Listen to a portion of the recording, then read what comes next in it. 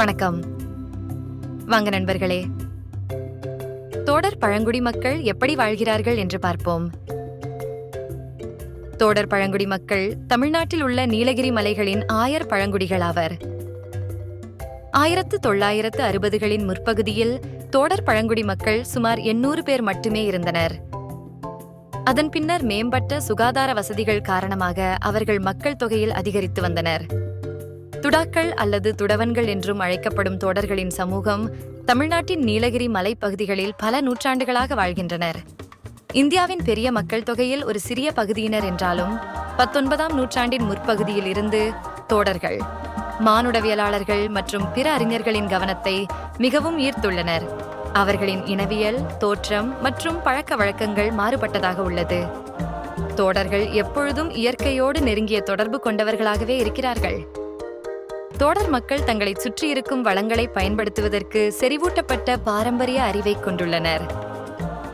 பல்வேறு நோய்களுக்கு சிகிச்சை அளிக்க பல்வேறு தாவரங்களை பயன்படுத்துவதை அவர்கள் நன்கு அறிந்தவர்கள்.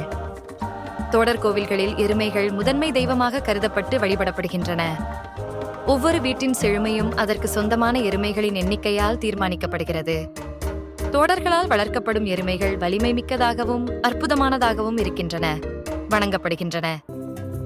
அவர்களின் தனித்துவமான பழக்க வழக்கங்கள் மற்றும் நம்பிக்கைகள், திருவிழாக்கள் மற்றும் இறுதிச் சடங்குகளின் போது எருமைகளின் வழிபாட்டு முறை பற்றிய பாடல்கள் இயற்றப்பட்டு பாடப்படுகின்றன. கவிதையும் இசையும் தோடர் கலாச்சாரத்தின் இன்றியமையாத பகுதியாகும். மேலும் ஆண்களும் பெண்களும் ஒரு சிறப்பு கவிதை மொழியை பயன்படுத்தி முக்கியமான நிகழ்வுகளை பற்றி அடிக்கடி பாடல்களை உருவாக்குகிறார்கள். தோடர்களின் இசையுடன் கூடிய குழு நடனங்கள் மிகவும் தனித்துவமானது.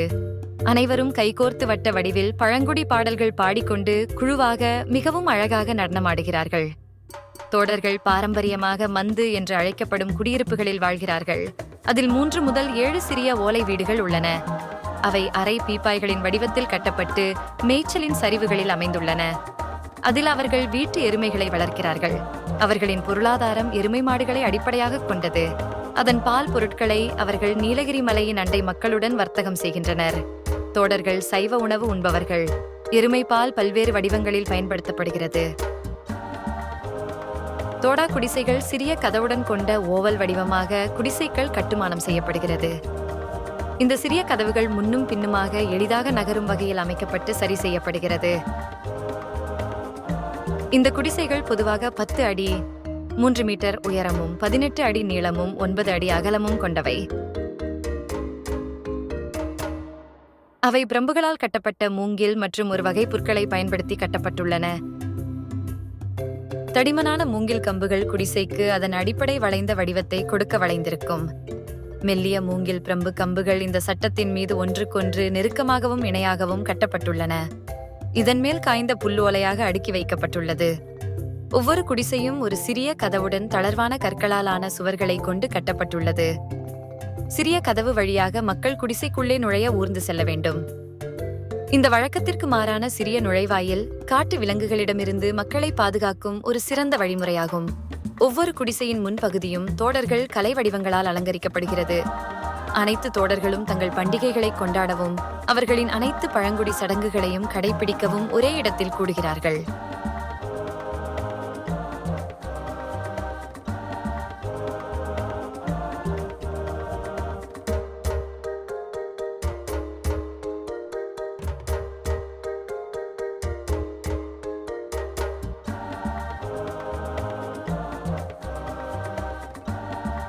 கோயில்கள் மிகவும் தனித்துவமான வடிவத்தில் உள்ளன.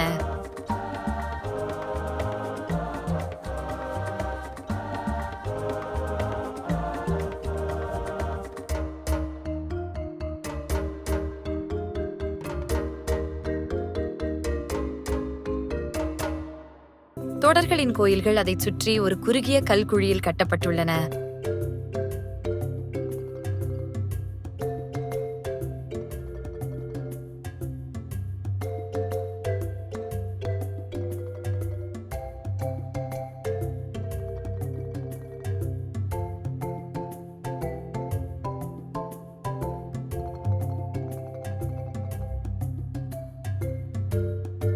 மேலும் ஒரு சிறிய கதவு கனமான கல்லால் மூடப்பட்டிருக்கும்.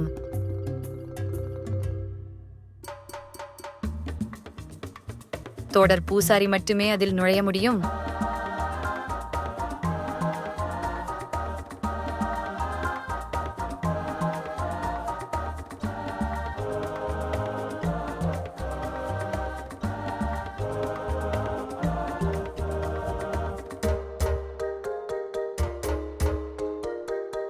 தோடர்களின் மத பாரம்பரியம் எருமை மேய்க்கும் நடைமுறைகளுடன் நேரடியாக இணைக்கப்பட்டுள்ளது.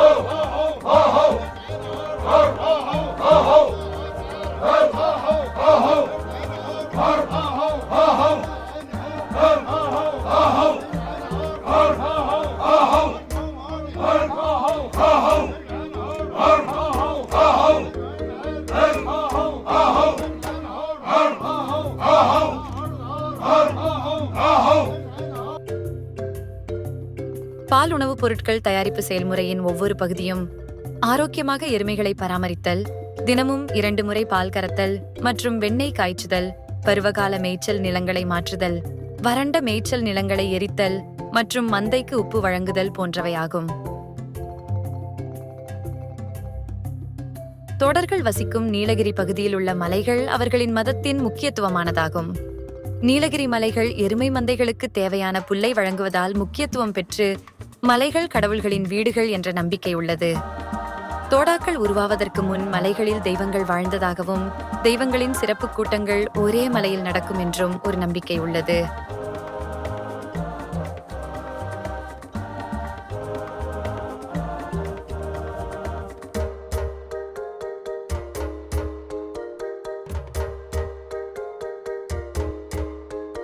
விழாக்காலங்களில் மிகவும் துணிச்சலான வலிமை மிக்க தோடர் இளைஞர்கள் பங்கேற்கும் இளவட்டக்கல் தூக்கும் விளையாட்டுப் போட்டி நடைபெறும்.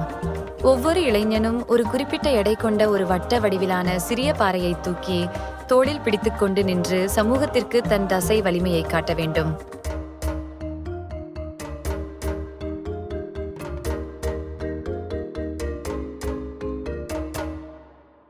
இளவட்டக்கல்லை தூக்கி தோளில் பிடித்துக் கொண்டு நின்று காட்டும் இளைஞனுக்கு தம் பெண்ணை மனம் முடித்து தருவது தோடர்களிடையே காணப்படும் குலவழக்கம்.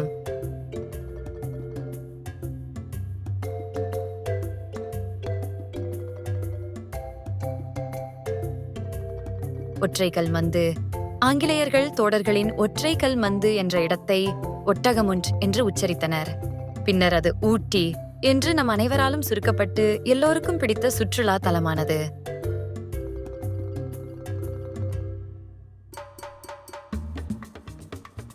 ரெஜிஸ்ட்ரார் ஆஃப் ஜியோகிராபிக்கல் இண்டிகேஷன் இந்த தனித்துவமான எம்ப்ராய்டரிக்கு GI அந்தஸ்தை வழங்கினார். இது தலைமுறைகளுக்கு அனுப்பப்பட்ட நடைமுறை.